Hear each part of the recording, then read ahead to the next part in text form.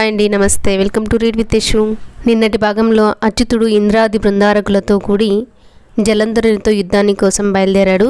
దేవదానవుల సంగ్రామం ప్రారంభమైంది. ఇప్పుడు కంటిన్యూ చేద్దాం. సంకుల సమరం తాగుతోంది. కేశవుడు తనకు బాసటగా ఉన్నాడనే ధైర్యంతో నిర్జనులు పాశ, అంకుశ, త్రిశూల, దమరు, డక్క, టంక, ఖట్వాంగాది సాధనాలతో రాక్షసులను హింసిస్తున్నారు. దైత్యులు అత్యుగ్రులై శూల, మద్గర, గద, పరశు, తోమర, శక్తి, నారస, క్షురికాది ఆయుధాలచే గీర్వాణులను సర్వాంగముల యందు నొప్పించి లెక్కకెక్కువైన ఆ రాక్షసి మూకలు దేవతలను పట్టి కపాలాలను పగలగొడుతూ, ముక్కులను కోస్తూ, చెవులు కొరుకుతూ, పండ్లను పీకుతూ, దవడలను చీలుస్తూ, మెదడు నలుముతూ, చేతులను నరుకుతూ, రొమ్ములను అదుముతూ, ప్రక్కలను వక్కలిస్తూ, ఎముకలను విరుస్తూ, కాళ్లను మెలిపెడుతూ, నడుములను విరగొడుతూ, ప్రేగులను త్రెంచుతూ, గదలతో మొత్తి, శూలాలతో పొడిచి, నారసాలతో గుచ్చి, కరవాలతో ఖండించి, రంపాలతో కోసి భయభ్రాంతులను చేశారు. భయపడిన సుపర్వులందరూ పరుగులెత్తారు. వారి పాట్లు చూసిన విష్ణువు గరుడ వాహనారూఢుడై ముందుకురికి శార్గ, కోదండ, వినిర్ముక్త ప్రచండ బాణాహుతిచే దైత్యుల తలలు నరకడం మొదలుపెట్టాడు. దైత్యేయులు భీతులై వెన్ను చూపారు. వారి దైన్యాన్ని చూసిన జలంధరుడు శూలాన్ని పట్టి రెండవ త్రిశూలిగా విష్ణువు ముందు నిలిచాడు. వారిద్దరి మధ్య అన్యోపమానంగా ప్రళయ భీకరంగా పోరుసాగింది. వారు గుప్పించిన బాణాలు ఉప్పరానికి సిగి ఆకాశానికి పందిరి వేసినట్లయింది. నారాయణుడు బాణాలతో దానవుని ధ్వజాన్ని, ధనస్సును, ఛత్రాన్ని, తూణీరాన్ని ఎగరగొట్టాడు. దానికి బగ్గున మండిపడ్డ అసురుడు దిగ్గున కిందకురికి గదను చేపట్టి వేగంగా ముందుకురికి గదతో గరుడుని తలపై మోది హరి వక్షస్థలంపై శూలంతో పొడిచాడు. మాధవుడు క్రోధావేశుడై కౌముదకి అనే తన గదను జలంధరునిపైకి విసిరాడు. అది జలంధరుని మెడలో పుష్పమాల అయి శోభించింది. అంత నారాయణుడు ప్రసన్నుడై రాక్షసేశ్వరునితో ఇలా అన్నాడు: ఓ అసుర సార్వభౌమ, రణరంగంలో అవక్ర పరాక్రమాన్ని చూపిన నువ్వు ధన్యుడవు. ఇంతవరకు నేను నీపై ప్రయోగించిన ఆయుధ ప్రహారాలకు గతంలో ఎంతోమంది అసుర చక్రవర్తులు హతులయ్యారు. నీతో సమానమైన వీరుడు కానరాడు. సంతోషించాను. ఏదైనా వరం కోరుకో. లక్ష్మీదేవుని వచనాలకు జలంధరుడు పరమానందభరితుడై, బావా, నువ్వు అన్నమాట నిజమైతే నువ్వు నీ గణాలతో కూడి నా చెల్లెలతో కూడి నా ఇంట్లో నివసించాలి అని వరం కోరాడు. దైత్యుని వింత కోరికకు కించిత్ ఖేదాన్ని పొందిన పద్మనాభుడు అటులనే అగుగాక అని పలికి లక్ష్మీ సహితుడై తన గణాలతో కూడి జలంధర మనునగరానికి వచ్చి నివసించాడు.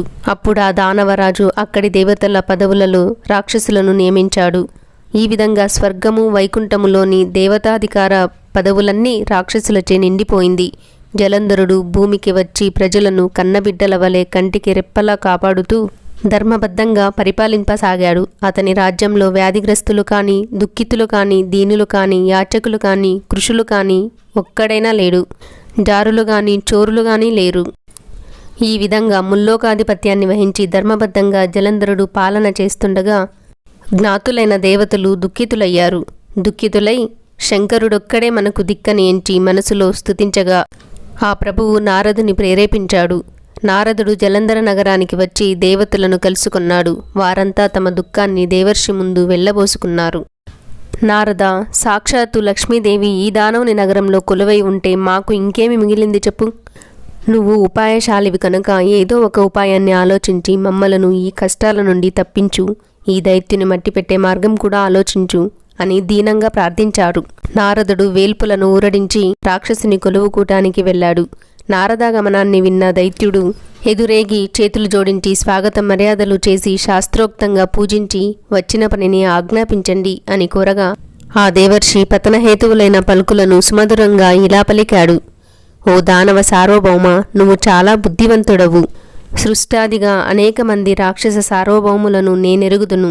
కానీ వారెవరూ బాహుపరాక్రమంతో గాని బుద్ధిబలంలో కానీ నీకు సాటిరారు. సాక్షాత్తు లక్ష్మీనారాయణులను నీ ఇంట్లో లేగదూడల్లా కట్టేసుకున్నావు. ఇక నీకు లేనిదేముంది చెప్పు. చెరువు నీళ్లలో ప్రతిబింబించిన చంద్రుని వలె అంత వైకుంఠం వచ్చి నీ సదనంలో ఒదిగిపోయింది. ఔరా, అసలింతకు వచ్చిన పనేమిటంటే చెబుతాను విను. నేనీ మధ్య కైలాసం వెళ్ళాను. అది 10,000 యోజనాల విస్తీర్ణం కలది.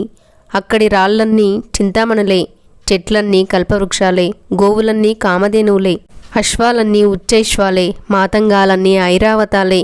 అసలు కైలాస శిఖరమే బంగారపు కొండ. అక్కడివన్నీ అద్భుతాలే. అక్కడ పార్వతీ సహితుడైన పరమేశ్వరుని చూశాను. ఆ పార్వతి ఎంత అందంగా ఉందనుకున్నావు? ఇన్ని లోకాలు తిరిగాను కానీ అంత శ్రేష్టమైన నారీరత్నాన్ని చూడలేదు. సరే, అదలా ఉంచు. ఆవిడ అందంతో మనకేం పని? ఆ కైలాసాన్ని చూశాక నాకు మనసులో ఒక సందేహం కలిగింది. ఇంత సంపద ముల్లోకాలలోనూ ఇంకెక్కడైనా ఉందా అని. అంతలో నీ సంపద గుర్తొచ్చింది. దాన్నొకసారి చూసిపోదామని వచ్చాను, అంతే.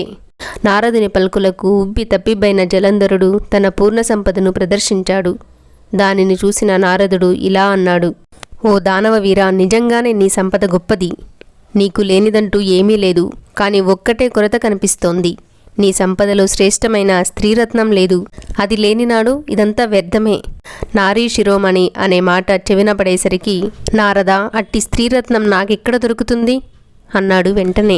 తన పాచిక పారినందుకు పరమానందభరితుడైన నారదుడు పార్వతీదేవి సౌందర్యాన్ని వర్ణించి చెప్పి, జలంధర, ఏ యువతి లావణ్యాముదిలో మునిగి పితామహుడు సైతం తన ధైర్యాన్ని కోల్పోయాడు, అట్టి చంద్రముఖి నీ అధీనంలో ఉంటే నీ సంపద శోభిస్తుంది అని పలికి దూతిరాశిలో నిప్పురవ్వ వేసినట్లు అంటించి అంతర్ధానమయ్యాడు. ఆ తర్వాత జలంధరుని పరిస్థితి ఏంటి అన్నది రేపటి భాగంలో చదువుకుందామండి.